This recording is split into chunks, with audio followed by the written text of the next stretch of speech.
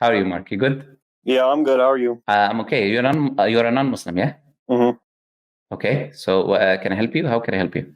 Yeah, so basically, I've kind of been contemplating conversion to Islam, but there are a couple of issues that I have and some problematic concerns that I have. And I tried to discuss them with some of my friends, some of my Muslim friends, but I wasn't really able to get the answers that I want. And I don't really blame them. You know, it's kind of difficult to discuss more controversial issues with people who aren't that well versed. And I highly respect and kind of revere your knowledge and the depth of your understanding of Islam. So I kind of wanted to come on because the answers that I'm looking for are, I think they transcend the typical knowledge that most people have. Okay, no problem. So the main issues that I have is the sources of theology. So just correct me if I'm wrong, but the primary source of Islamic theology or the Sharia comes from the Quran. Is that correct? Yes.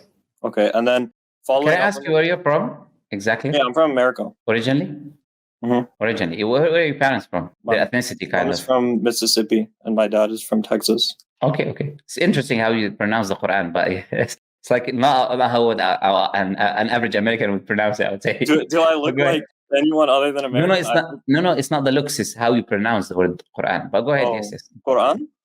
That's an easy word to pronounce. Yeah, no, it's not for everyone. Okay. Yeah, so as I was saying, so the two sources of the Sharia jurisdiction come from the Quran and the Hadith. Is that correct? Yes. Okay.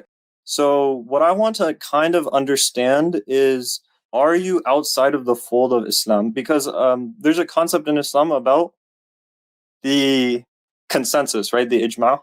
Is that correct? Yes. Okay. So as I understand it, there's a ijma' or the Ahlul Jama'ah wa Ahlul Sunnah, which is the consensus and the progeny or the following of the Prophet. And so what I want to understand is, are you outside of this consensus? Are you outside of the mainstream or the fold of Islam if you disagree with some of the contents of the Hadith? Not if you disagree with the Quran, because I understand that the Quran is a fundamental basis of Islam. Okay, are you a Hadith rejector? Just like you can say, I'm a Hadith rejector. No, I'm not. Well, I believe that the Hadith is important for the tradition and the preservation of tradition and, you know, the prayer. So I saw that your other video. You're not a Muslim though, right? Mm-hmm. Can you say you're not a Muslim? Mm-hmm. I'm not a Muslim. So what is your religion? So I'm atheist. Atheist. Okay. So you don't believe in God. God is not a real thing. No. Well, okay. I mean, I'm atheist, but I'm considering other alternative for existence because I understand that there are problematic components of the atheist ideology. So I'm considering Islam as a primary source of inspiration for living life and doing good deeds and being a good person overall, not necessarily as a divine doctrine or something that can guide your whatever beliefs you have in. Okay. So to answer your question is, if someone rejects Hadith, then how is he from Ahlul Sunnah? The word Sunnah includes the Hadith. So if you're rejecting Hadith, then you're rejecting the Sunnah. Then how can you be the people of the Sunnah when you're rejecting the Sunnah? Well, not the entire thing. That's my point. So I understand that there are very important Hadith about prayer, about... No, if you reject the authentic Hadith of the Prophet ﷺ, if they're authentic and you reject them, then you are not being from Ahlul Sunnah wal Jama'ah. It's even if it's a single hadith, and there is consensus. If someone believes, there is, like for example, Ibn Hazm reports consensus that a person who rejects authentic hadith, he knows this is from the Prophet ﷺ, one authentic hadith, he knows it's from the Prophet, he rejects it, is committing disbelief. Also, Ibn Hajar he quotes that kind of consensus. He quotes Ibn Abd al-Barr and many others.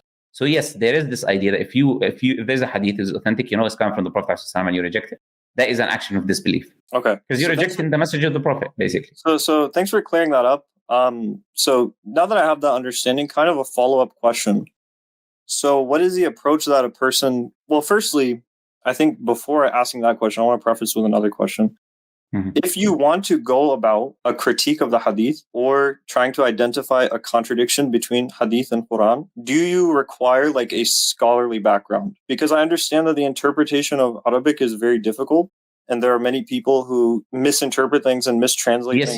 Yes, you do. To simply answer you require, I wouldn't say necessarily a scholar, but you require the tools to understand what a contradiction is from an Islamic perspective. Okay. Well, when I asked my friend about that, obviously my friend is not nearly as knowledgeable as you, but he had a different view and he said that on an independent basis, then it is appropriate because the Quran says, أَفَلَا تَعْقِلُونَ. I don't know if did I say that right? Continue, no problem. So don't. Your friend is wrong. Your friend is wrong. So then how do you interpret أَفَلَا تَعْقِلُونَ? أَفَلَا تَعْقِلُونَ has nothing to do with contradictions. It just means don't you reason. And depends which verse. It depends which verses are you talking about, because there are so many verses in the Quran that says أَفَلَا تَعْقِلُونَ. So you need to take the context of the verse and what the verse says, and then it ends by أَفَلَا تَعْقِلُونَ, because it's already give you a sign or talk to you about a specific topic. Now, no one says don't use reasoning. A part of reasoning is to understand that certain texts, religious texts, you need certain tools in order for you to understand it. So it is against reasoning that you do not learn the tools to understand the scripture and then think that you understand what you're saying and say that there is a contradiction. So it is absolute reasoning to understand that you need the tools, and you need to use those tools in order for you to understand what contradiction is and what is not a contradiction. Okay. So that's the answer to what you're saying. So, I mean, I guess, yeah, that's, I guess, why I came on here, so that I could, get a more nuanced understanding of it and try to cast it in a light of knowledge, because I am very ignorant about matters like this. But I do think, and I don't know if you'll agree with me on this, but I do think that from the Quran, we can kind of get the impression God calls upon his followers to question things. Do you agree? Like, to question whatever is being proposed, in a theological capacity. Not whatever, no. In fact, there's explicit verses in the Quran that says don't question certain things. يا أيها الذين آمنوا لا تسألوا عن أشياء. No, يا أيها الذين آمنوا لا تسألوا عن أشياء إن تبد لكم تسؤكم وإن تسألوا عنها حين ينزل القرآن. This is an example where Allah says, "Oh, you who believe, do not ask about certain things if you ask upon. If you ask and they were revealed to you, they will be difficult for you." And then there is a reason for revelation of this verse in the Hadith, for example. A man was asking the Prophet ﷺ, "Is Hajj obligatory every year?" And the Prophet didn't respond, and he asked him again, and he asked him again, and he asked him again. Then the Prophet said, "You asking about certain things that if you kept asking about and I give you an answer, it would be, and you wouldn't be able to fulfill the obligation. You wouldn't be able to go every year. So do not ask about certain things that can be difficult for you if you ask." So yes, a level of inquisitiveness within reason to do with important things, it is acceptable. But absolute just asking is not correct. And in fact, the Prophet ﷺ explicitly, he says, "Inna Allah kariha lakum kathrat as-su'al." Allah has disliked that you just keep asking questions for no reason. Why is this? Why is this? Why is this? Why? Why never ending why? So it's not, there is a balance, and there is a middle path, and there is a wise way to go about asking questions. And this is what Islam allows. So what about again, referencing the Quran, what about the ayah that says, I don't know if I'll say this correctly, but وَلَا تَقْفُ مَا لَيْسَ لَكَ بِهِ عِلْمٍ إِنَّ السَّمْعَ وَالْبَصَرَ وَالْفُؤَادَ كُلُّ أُولَٰئِكَ كَانَ عَنْهُ مَسْئُولًا. So that's true. That's true. This verse is addressing you. It is? Yes. My interpretation of it is that if you don't believe something... It's addressing you. Do not speak that which you don't know. You cannot interpret because you're not a Muslim. You don't even know anything about Islamic sources. So that verse that is saying, do not speak that which you do not know, is addressing you, because you're given an interpretation of the Quran, you're not even a Muslim. You want to tell us what the Quran says. So that verse is addressing you. Taqfu? Taqfu here, taqfu can mean multiple things. One of them is to say, as Abdullah ibn Abbas says, and it can mean to follow that which you do not know. It can mean different things. One of them is to say, which is like you're doing right now, saying that which you do not know. Yeah, well, that's why I'm trying to get into conversation with you. So no, but you said your interpretation of it, which means that you're given an interpretation. You're not asking a question. You're given an interpretation. I'll concede that my interpretation of it was incorrect. I mean, again, I'll humble myself and say, no problem. You're way more correct and knowledgeable on these matters than me.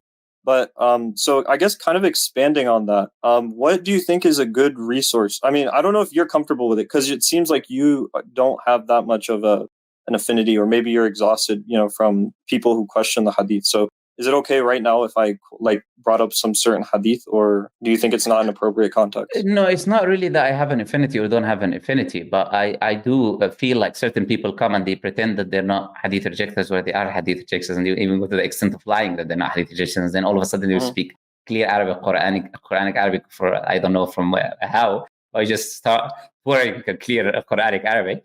And then in reality, they try to do that in order for them to come and just ask questions in a way where they're seeming like they're polite and all of that. So some people do that. So I do have a problem with those type of people. But sincere people, you probably, if you've been watching the stream, I can easily deal with them and engage with them and speak to them. But people who have two faces and playing games, those people, I obviously don't like to waste a lot of time. I didn't speak about you. I said people, right? Why did you take it upon yourself? Are you one of those people? No, of course not. So why I'm genuinely interested in learning. I'm genuinely interested in learning about the science of hadith and. Okay, so I was talking.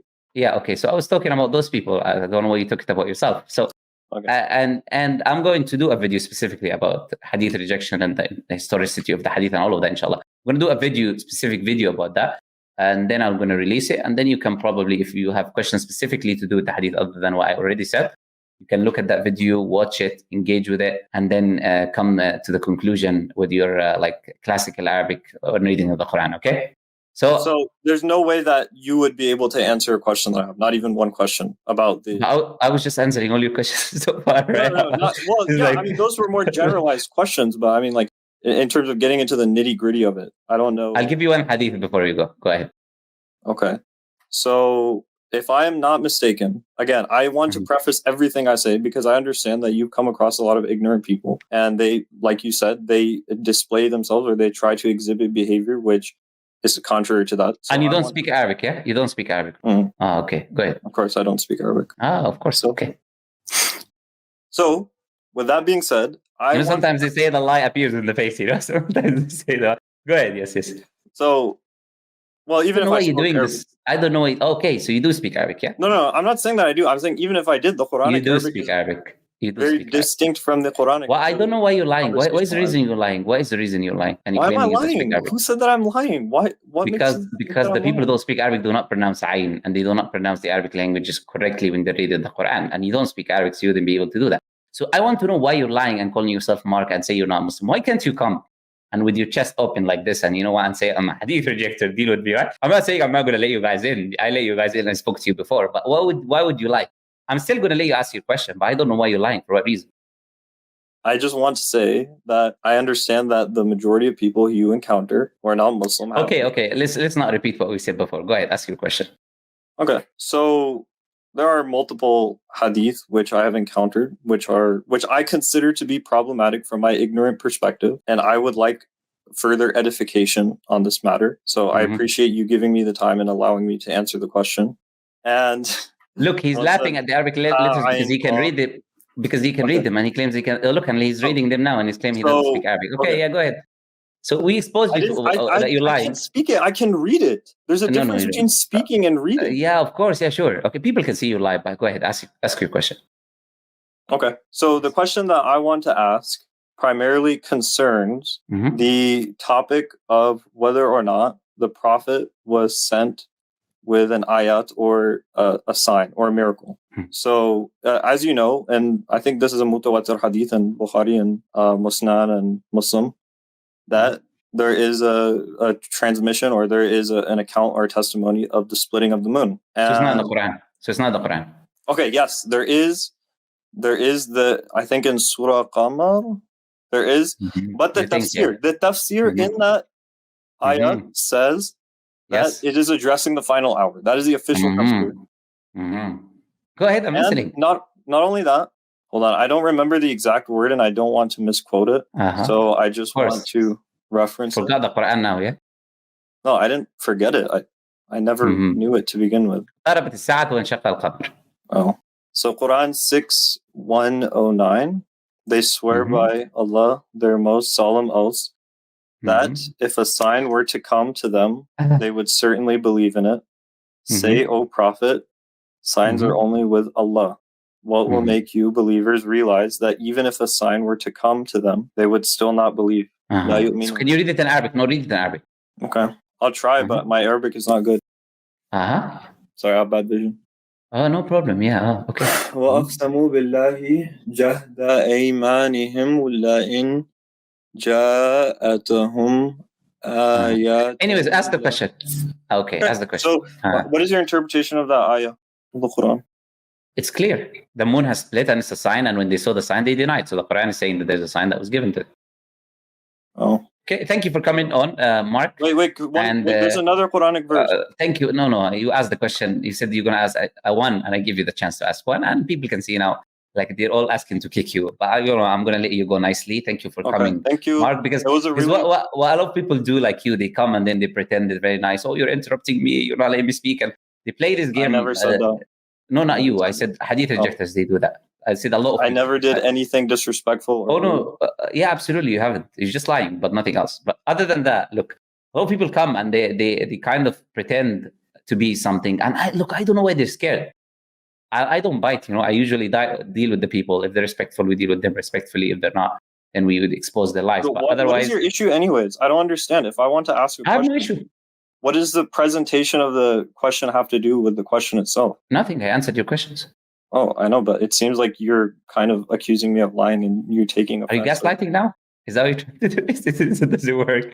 Okay, look, Mark, thank you for coming on. Okay, thank you. Have another nice smile. day. Give us another smile before going. Yes, thank you very much. Bye-bye. Subhanallah, man.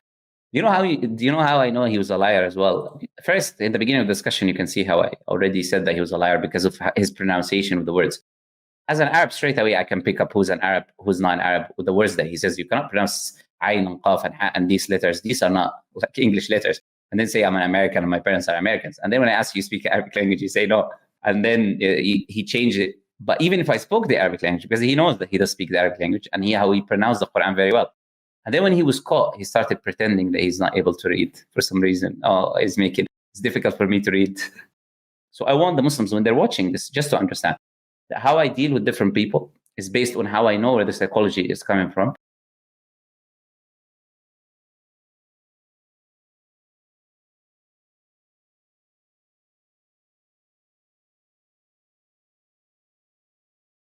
Basically.